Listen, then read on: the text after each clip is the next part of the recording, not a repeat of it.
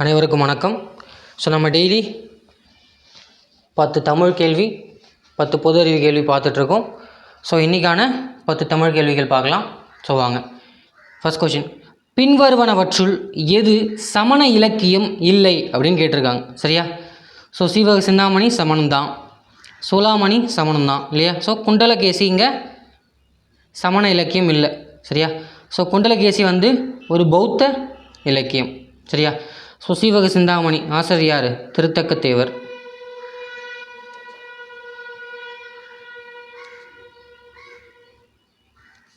Soolamani Tholamozhithevar.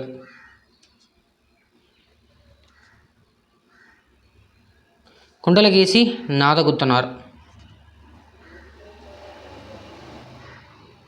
So Neelakesi அறியப்படலை. சரியா? So பௌத்த காப்பியம் இன்னொன்று இருக்குது. சரியா? ஸோ 50 காப்பியங்களுள் பௌத்த காப்பியம் எதுன்னு கமெண்ட் செக்ஷனில் கமெண்ட் பண்ணுங்கள். சரியா? செகண்ட் கொஷின், பின்வரும் பட்டியலில் வீகோ சூரிய நாராயண சாஸ்திரியர் எழுதிய நூல் எது அப்படின்னு கேட்டிருக்காங்க. சரியா? ஸோ சூரிய நாராயண சாஸ்திரியன்றது யாருங்க? பரிதிமர் கலைஞர். சரியா? ஸோ அவருடைய நூல் எதுன்னு கேட்குறாங்க. தமிழ் புலவர் சரித்திரம். சரியா? ஸோ இதுதான் அவருடைய நூல்.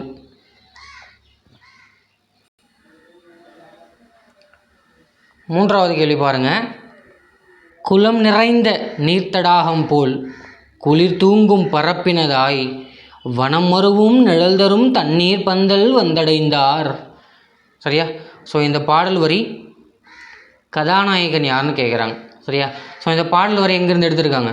ஸோ 10th பழைய புக்கில் இருக்கக்கூடிய என்னது பெரிய புராணத்துலேருந்து எடுக்கப்பட்டிருக்கு.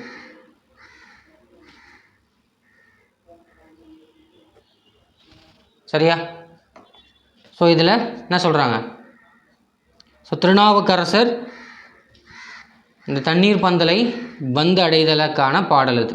சரியா? ஸோ குளம் நிறைந்த நீர்த்தடாகம் போல் குளிர் தூங்கும் பரப்பினதாய் வனம் மருவும் நிழல் தரும் தண்ணீர் பந்தல் வந்தடைந்தார். சரியா? ஸோ கருணைமிக்க பெரியோர் உள்ளம் போன்று நீர்த்தடாகம் போல் அமைக்கப்பட்ட அந்த குளிர்ச்சி நிறைந்த தண்ணீர் பந்தலுக்கு திருநாவுக்கரசர் வந்து சேர்றாரு அப்படின்னு சொல்கிறாங்க இல்லையா? ஸோ அடுத்த கேள்வி போகலாமா? ஸோ 4வது கேள்வி பாருங்கள். ஒலி வேறுபாடு அறிந்து சரியான பொருளை தேர்ந்தெடுத்து எழுதுக அப்படின்னு கொடுத்துருக்காங்க. சரியா? ஸோ மனம் மனம் என்ற சொல்லின் பொருள் யாது? சரியா? பெரிய நானா என்ன? வாசனை. சின்ன நானா மனம் இல்லையா? So option C. பெரிய நான் வந்தால் வாசனை, சின்ன நான் வந்தால் உள்ளம். ஸோ 5வது கேள்வி பாருங்கள். கீழ்காணும் ஒற்றளபடை சொற்களுள் மாறுபட்டு நிற்பதை கண்டறிந்து எழுதுக அப்படின்னு கொடுத்துருக்காங்க. சரியா? ஸோ ஒற்றளபடை. சரியா? செய்யுளுள் ஓசை குறையும் போது அதனை நிறைவு செய்வதற்காக மெய்யெழுத்துக்கள் ஓங்கி ஒலிப்பது இல்லையா? ஒற்றளபடை மொத்தம் எத்தனை எழுத்துக்கள்?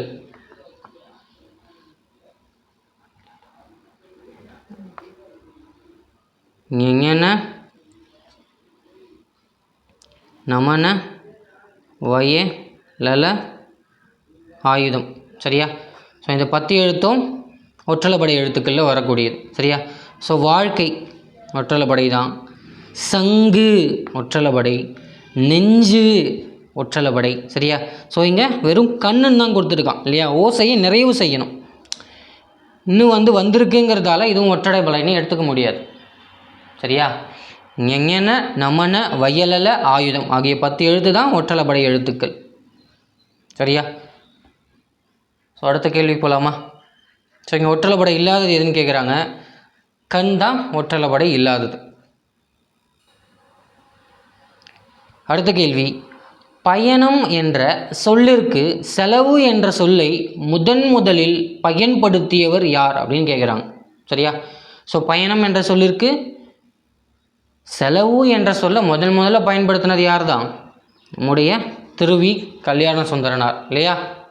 நான் தனியாக வாழவில்லை, தமிழோடு வாழ்கிறேன், அந்த மிகப்பெரிய வாக்கியத்துக்கு சொந்தக்காரர் இவர் தான். சரியா. ஸோ இவர் தான் வந்து தன்னுடைய இலங்கை செலவு,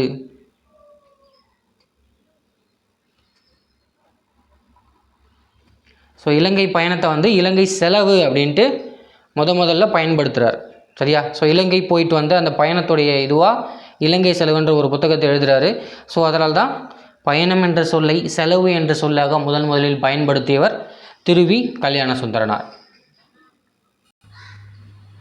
சரியா. அடுத்த கேள்வி பாருங்கள். பின்வருவனவற்றுள் தனிக்குறில் முன் ஒற்று உயிர்வரின் இரட்டும் என்னும் விதியின்படி புணராதது எது அப்படின்னு கேட்குறாங்க. சரியா. ஸோ தனிக்குறில் முன் ஒற்று உயிர்வரின் இரட்டும். சரியா. ஸோ இங்கே தன் உயிர், தன் கூட்டல் உயிர். சரியா. ஸோ தன் வந்து தனிக்குறில், முன் ஒற்று, உயிருக்கு முன்னாடி ஒரு ஒற்று வருது இல்லையா. இப்படி வரும்போது இரட்டும், தன் கூட்டல் உயிர் தன் உயிர். சரியா. ஸோ அதே மாதிரி பெண் கூட்டல் அரசு, பே உயிர் ஒற்று பெண்ணரசு. என் கூட்டல் அருமை,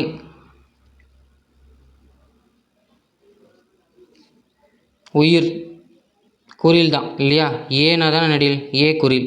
ஸோ இங்கே உயிர் என்ன எண்ணருமை. ஸோ இங்கே பொருந்தாதது எது? பைந்தமிழ் இங்கே பொருந்தலை. சரிங்களா.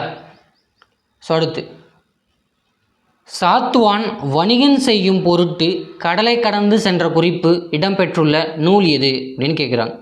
சரியா. ஸோ சாத்துவன்றது யாருங்க? சீத்தலை சாத்தனார் இல்லையா. மணிமேகலையில் குறிப்பிட்டிருக்காங்க. ஸோ சாத்துவான் வணிகம் செய்யும் பொருட்டு கடல் கடந்து சென்ற குறிப்பு எந்த நூல் இடம்பெற்றிருக்கு? மணிமேகலையில் இடம்பெற்றிருக்கிறது. ஸோ அடுத்ததாக ஒரு பொருத்துக இயற்பெயர் மற்றும் சிறப்பு பெயர் கொடுத்துருக்காங்க. சரியா. ஸோ திருவி கல்யாண சுந்தரம் என்னது? தமிழ் தென்றல், மறைமலை அடிகள் அப்படின்னு கொடுத்துருக்காங்க. சரியா. ஸோ மறைமலை அடிகள். சிறப்பு பெயர் என்ன? தனித்தமிழ் வித்தகர். சரியா. ஸோ ராப்பி சேதுபிள்ளை, சொல்லின் செல்வர். சரியா. சொல்லின் செல்வர். அடுத்து உவே சுவாமிநாத ஐயர், தமிழ் தாத்தா என்று அழைக்கப்படுறார் இல்லையா. அடுத்த கேள்வி போகலாமா?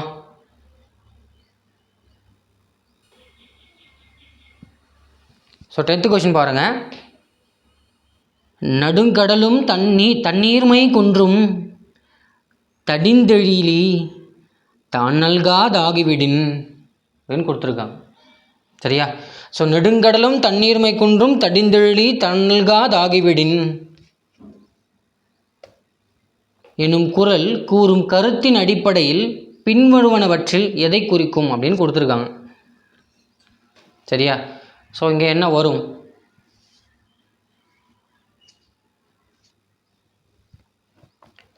நடுங்கடலும். சரியா. கடலே ஆனாலும் தண்ணீர்மை, தண்ணி இல்லாமல் போகும். எப்போ?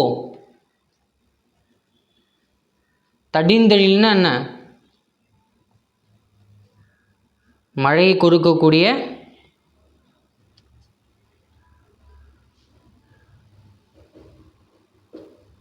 மேகம். சரியா. வானத்திலேருந்து மழை பெஞ்சி அது மறுபடியும் ஆவியாகி மேலே போய் திரும்பி வானம் வந்து மழை பொழியலன்னு சொன்னால் கடலே ஆனாலும் நீர் இல்லாமல் தான் போகும். சரியா. தான் நல்காத ஆகிவிடின் அப்படின்றாங்க. சரியா. ஸோ அப்போது நீரியல் அறிவு. சரியா. நெடுங்கடலும் தண்ணீர்மை குன்றும் தடிந்தெழிலி தான் நல்காத ஆகிவிடின், மேகம் மழையாக பொழியுது. ஸோ அது மறுபடியும் ஆவியாகுது இல்லையா. ஸோ இந்த நிகழ்ச்சி நிகழாமல் போனால் கடலும் தண்ணீருமை குன்றி போகும் அப்படின்றாங்க. சரியா? ஸோ நன்றி, அடுத்த வீடியோவில் பார்க்கலாம்.